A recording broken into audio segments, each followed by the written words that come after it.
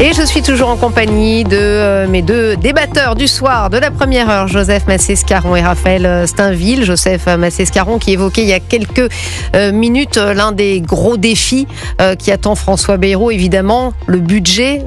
Joseph Massé-Scaron, et vous aviez quelques étonnements concernant justement ce défi dont pas grand monde finalement ne parle à l'heure actuelle. Le premier étonnement, si on n'a pas une mémoire de poisson rouge, le premier étonnement, c'est que la grande campagne de François Bayrou, celle où il se trouvait confronté à Nicolas Sarkozy et Ségolène Royal, son premier cheval de bataille sur lequel il était monté, j'ai un souvenir très très précis, c'était la dette. Matin, Absolument. Midi et soir, François Bayrou nous parlait de la dette. C'était même son marqueur.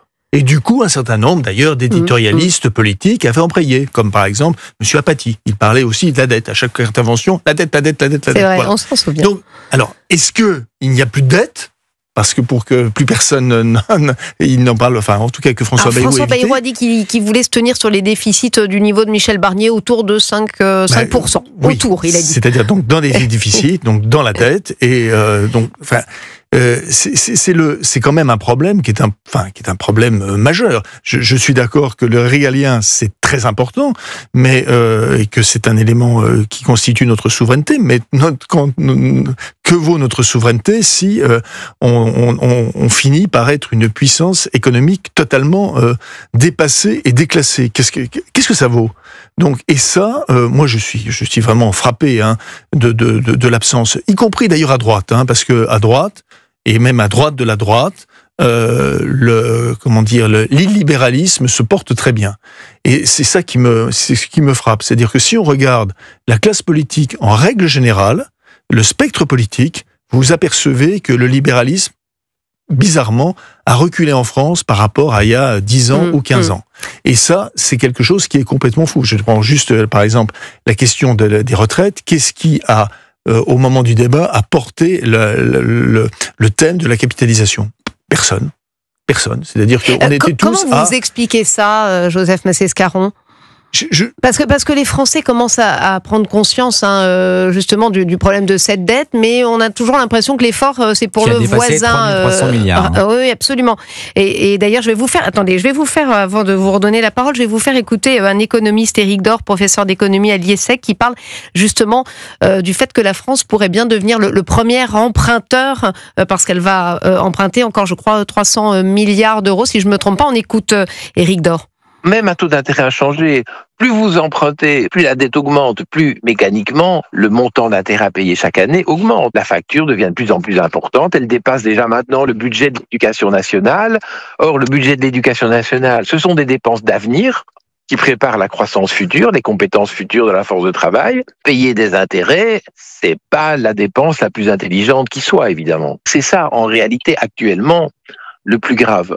Raphaël Stainville, c'est vrai que les Français commencent de plus en plus à avoir conscience de cette dette pharaonique et des conséquences surtout que ça aura sur les générations futures. Mais finalement, dans chaque budget, on l'a vu, chacun demande l'effort de l'État, souvent avec des taxations et pas de réduction de la dépense publique.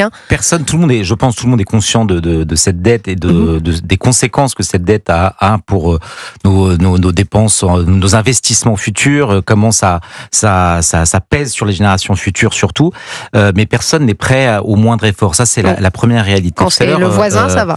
Joseph Massé-Scaron a évoqué les retraites et s'étonnait que personne n'envisage la retraite par capitalisation.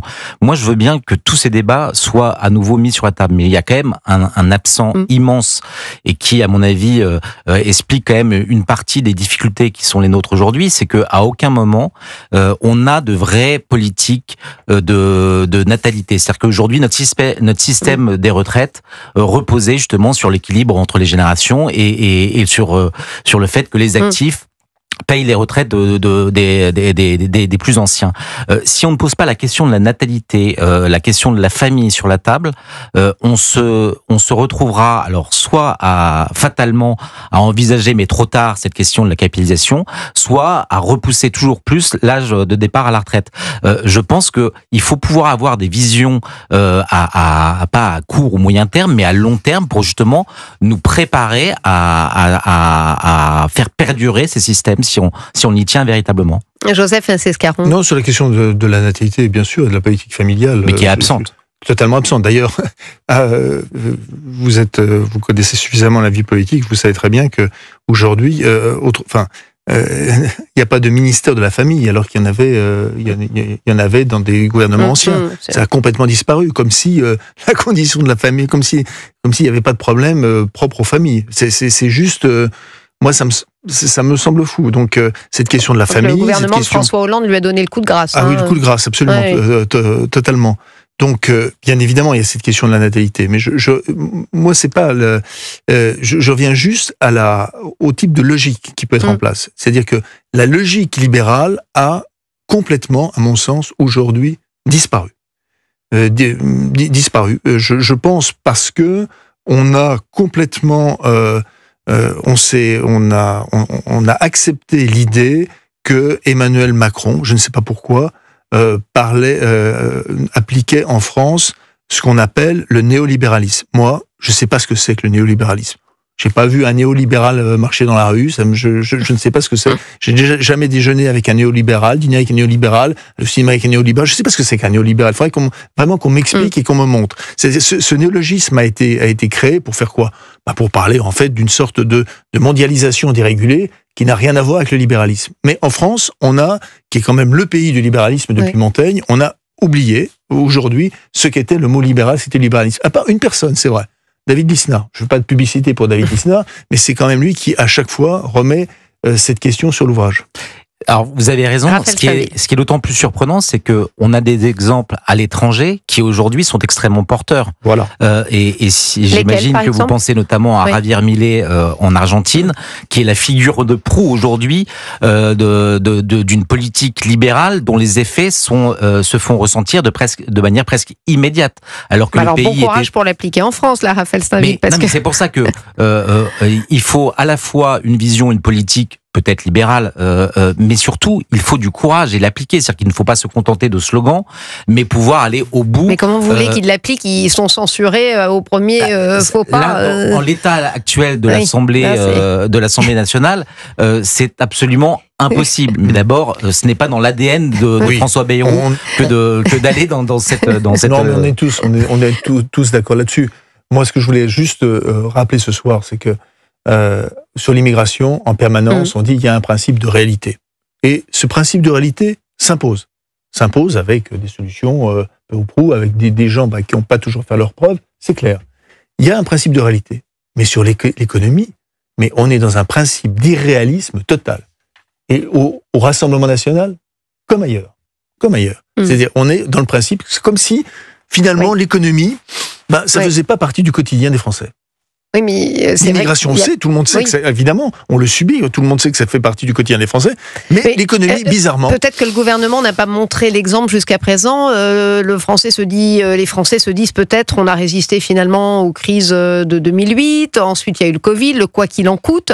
Est-ce que ce n'est pas un petit peu la responsabilité des dirigeants de montrer l'exemple et de dire un moment stop.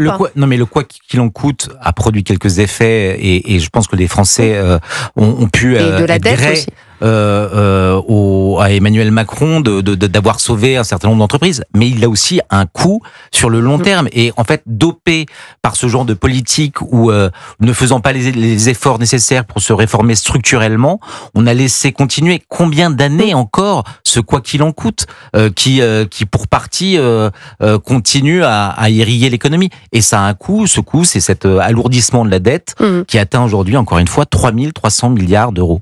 Merci messieurs. Joseph Massescaron, merci d'avoir été avec moi. Merci. Raphaël Steinville.